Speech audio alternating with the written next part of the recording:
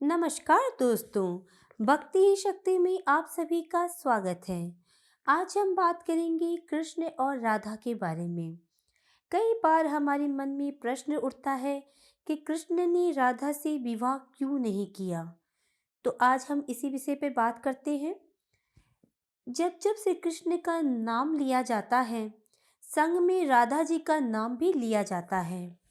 कई भक्त श्री कृष्ण को राधे कृष्ण कहकर भी बुलाते हैं, क्योंकि ये वह दो नाम हैं जो एक हैं। ये एक दूसरे के लिए ही बने हैं। इन्हें कोई भी अलग नहीं कर सकता। लेकिन तब ऐसा क्या हुआ होगा कि कृष्ण को राधे को छोड़कर जाना पड़ा। ये दोनों एक दूसरे के बिना कैसे रहे होंगे। राधा जी का क्या हाल हुआ होगा। उन्होंने तो कृष्ण के बिना रहने की कल्पना भी नहीं की होगी। कृष्ण राधा को एक दूसरे से कोई भी जुदा नहीं कर सकता, लेकिन हालात और वक्त ने इन्हें अलग कर दिया। ये तो हम सब जानते हैं कि कृष्ण का बचपन वृंदावन की गलियों में बीता था। कान्हा बड़े नटखट थे और अपनी लीलाओं से सभी का मन मोह लेते थे और कितने लोगों को परेशान भी करते थे। कृष्ण की वजह से ही वृंदावन में सब प्रसन्न रहते थे। कृष्ण ने बांसुरी की मधुर ध्वनि से सबको मंत्रमुग्ध कर दिया था। सारी गोपियां कृष्ण की बांसुरी की धुन की दीवानी थीं। सबसे अधिक कोई बांसुरी की दीवानी थी तो वह थी राधा। राधा तो कृष्ण की बांसुरी के ऊपर इतनी मोहित थी कि कृष्ण की बांसुरी बजी नहीं और राधा वहां पहुंची नहीं। राधा कृष्ण से बहुत प्रेम करती थी, लेकिन राधा से भी अधिक प्रेम कृष्ण राधा से करते थे। राधा कृष्ण से 5 साल बड़ी थी, लेकिन इससे दोनों को कोई फर्क नहीं पड़ा। इससे इन दोनों के प्रेम में कोई फर्क नहीं पड़ा। राधा जी वृंदावन की कुछ ही दूरी पर रेपली नामक गांव में रहती थी, लेकिन रोज कृष्ण की बांसुरी की मधुर आवाज से वो खींची चली आती थी। कृष्ण का जीवन सरल नहीं था। अब वो समय निकट आ रहा था जब श्री कृष्ण को वृंदावन छोड़कर मथुरा जाना था। कंस श्री कृष्ण के मामा थे। कंस का अत्याचार दिनों दिन बढ़ता जा रहा था। कंस ने श्री कृष्ण को और उनके भाई को बलराम को मथुरा आने का आमंत्रण दिया। जब ये बात वृंदावन में रहने वालों को पता चला तो ऐसा लगा कि वृंदावन में मातम सा छा गया है। माँ यशोदा बहुत दुखी हो गई, क्योंकि उनके जिगर का टुकड़ा उनसे अब दूर जा रहा था। कृष्ण की गोपियाँ भी बहुत दुखी थी। कंस ने श्री कृष्ण के लिए रथ भेजा। रथ जैसे ही आया, सभी ने उसके आसपास घेरा बना लिया, ये सोचकर कि कृष्ण को जाने नहीं देंगे। यहाँ कृष्ण को राधा की चिंता सताने लगी। वह सोच रहे थे कि जाने से पहले एक बार, सिर्फ एक बार राधा से मिल लें। मौका मिलते ही वो छिप छिपा कर वहां से निकल गए। फिर उन्हें राधा मिली, जिसे देखते ही वह कुछ ना कह पाए। राधा और कृष्ण, ये मिलन की कहानी बहुत मार्मिक है। दोनों ना तो कुछ बोल पा रहे थे, ना कुछ महसूस कर रहे थे। दोनों एक दूसरे के बिना कहे ही मन की सारी बात जान लेते थे। इसलिए दोनों ने एक दूसरे से कुछ भी नहीं कहा। कृष्ण वहां से राधा को अलविदा कहकर वहां से लौट आए और गोपियों को भी उन्होंने मना लिया था। कृष्ण के जाने के बाद वृंदावन एकदम से सूना पड़ गया, मानो वृंदावन के गांव में अब जान ही नहीं थी। सब कृष्ण के जाने के गम में डूबे हुए थे। राधा कृष्ण को बहुत अच्छे से जानती थी। उनके बिना कुछ कहे ही वह उनके मन की हर बात भांप लेती थी, और कृष्ण भी राधा के बिना कुछ कहे ही उनके मन की सारी बातों को जान लेते थे। जब वृंदावन में सब गम में डूबे हुए थे, एक तरफ देखे तो राधा को इस बात का कोई फर्क नहीं पड़ रहा था, क्योंकि उनकी नज़र में कृष्ण कभी उनसे अलग हुए ही नहीं थे।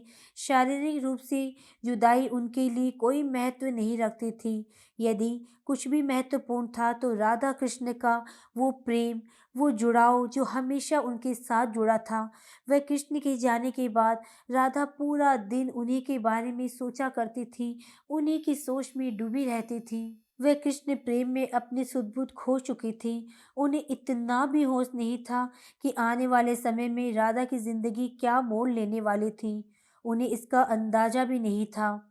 माता-पिता के दबाव में आकर राधा जी को विवाह करना पड़ा। विवाह के बाद अपना जीवन, संतान, घर गृहस्थी के नाम करना पड़ा, लेकिन दिल के किसी कोने में अब भी श्री कृष्ण का नाम लेती थी। उसके बाद दिन बीतते चले गए। समय आ गया था जब राधा जी अब वृद्ध हो चुकी थी।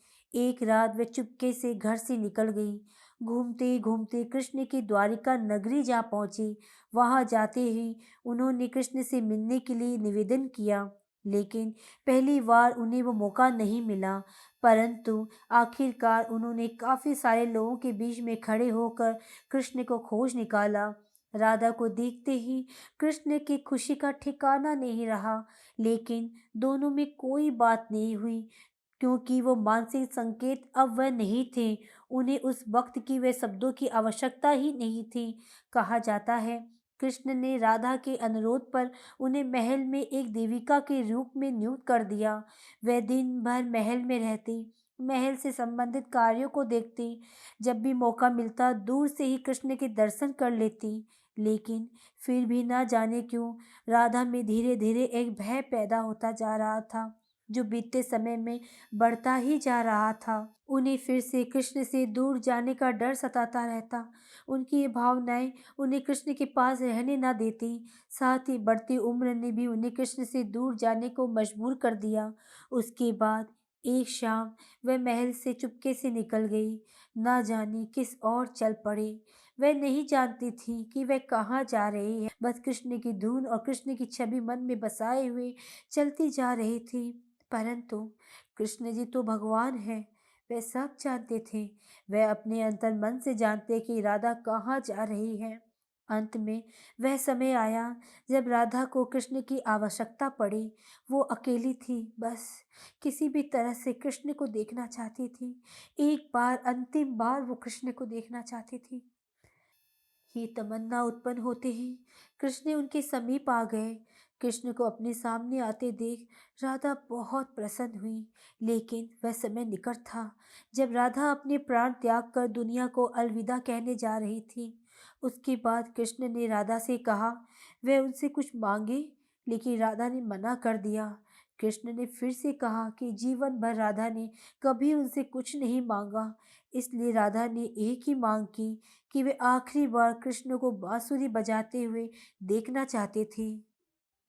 वहीं कृष्ण ने बांसुरी ली और बेहद मधुर धुन में उसे बजाया। बांसुरी की धुन सुनते सुनते राधा ने अपने शरीर का त्याग कर दिया। उनके जाते ही कृष्ण ने अपनी बांसुरी तोड़ दी और कोसों दूर फेंक दी। फिर कृष्ण ने कभी बांसुरी को अपने मुंह न लगाया। दोस्तों, ये थी कृष्ण और राधा की मार्मिक और अमर प्रेम कहानी। आज की वीडियो में बस इतना ही। अगर आपने अब तक मुझे सब्सक्राइब नहीं किया है तो सब्सक्राइब जरूर करें, कमेंट और लाइक करना ना भूलें। इसी कामना के साथ कि आप हमेशा खुश रहें, स्वस्थ रहें। नमस्कार।